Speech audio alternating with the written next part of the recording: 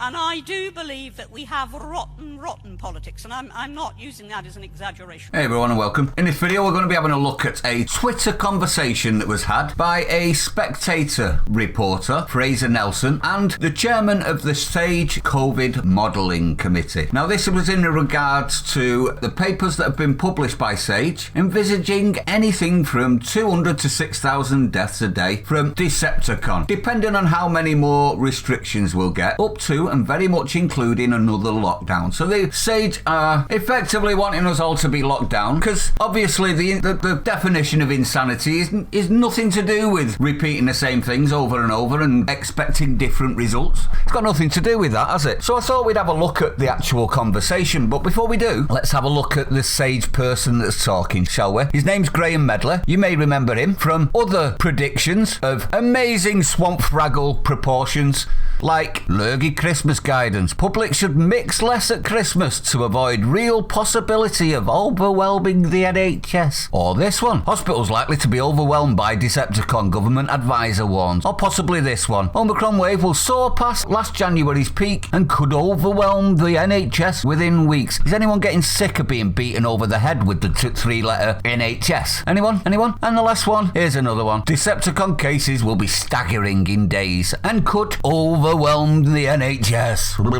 Here's the actual statement that SAGE have put out, the actual prediction. I will link it in my description of the video. Go and check it out if you wish. But the conversation itself has already raised a few questions. Now this Graham Medley is also a professor at London School of Hygiene and Tropical Medicine, and they published a study on Decepticon making a case for more restrictions. But in a note sent to clients, JP Morgan pointed out that all of its scenarios, even the optimistic one, LSHTM, had assumed that the Decepticon variant is just as dangerous as Delta. Why, they asked. Evidence from South Africa suggests that Decepticon infections are milder, JP Morgan said. Adjust for this, it found the picture changed dramatically. They said bed occupancy by lurgy patients by the end of January would be 33% of the peak seen in January 2021. 33%. This would be manageable without further restrictions. So JP Morgan had spotted something pretty big. So this promoted a conversation between Graham Medley and Fraser Nelson from The Spectator, the gentleman that's wrote the article. So we'll have a read through this and you make your own conclusions on this one, but mark my words, it's going to drop your jaw. Graham Medley said, the point being missed is these scenarios are not predictions. We can't predict what people are going to do over Christmas. Many people themselves are undecided. They are made to support a decision to illustrate the possibilities and uncertainty. So Fraser has replied with, hi Graham, I guess the question is why LSHTM did not, like JP Morgan, include a scenario of lower virulence, given that this is a very plausible option that changes outlooks massively. And he's actually given proof of that, but we won't go into that. I will link this article, like I say.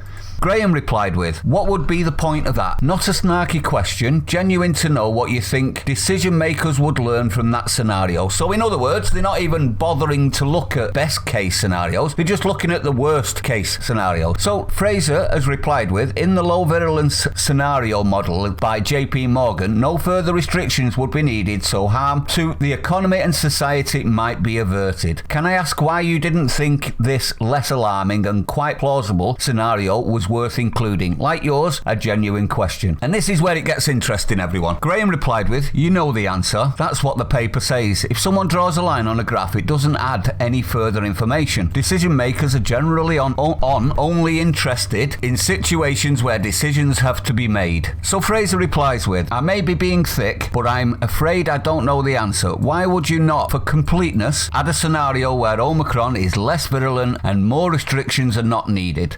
To which Graham replied, I meant you know what happens. That scenario doesn't inform anything. Decision makers don't have to decide if nothing happens. So Fraser replies with, thanks, this helps me understand. So you exclusively model bad outcomes that require restrictions and omit just as likely outcomes that would not require restrictions. Very good question. Graham replied with, we generally model, and this is the dark part of it, everyone. We generally model what we are asked to model. There is a dialogue in which policy teams discuss discuss with the modellers what they need to inform their policy. So in other words, they're being told what to look for and how to find it. Am I wrong on that one? Let me know if you think I got that comment wrong. Fraser replied with, okay, so you were asked to model bad Omicron outcomes and make no comment as to the probability. And this is pretty shocking, isn't it? He's effectively, as far as I can work out on that, he's effectively saying we find the models that fit the policy that we're being told is the one that they want to bring in. So what is the point of models then? And Graham's reply to Fraser saying, okay, so you were asked to model bad Omicron outcomes and make no comments as to the probability, he replied with, we make the scenarios that are useful to decisions. So these models don't seem to be models, do they? They seem to be fluff pieces for policy. Now, if this isn't the government that are actually telling them what the policy is and what they want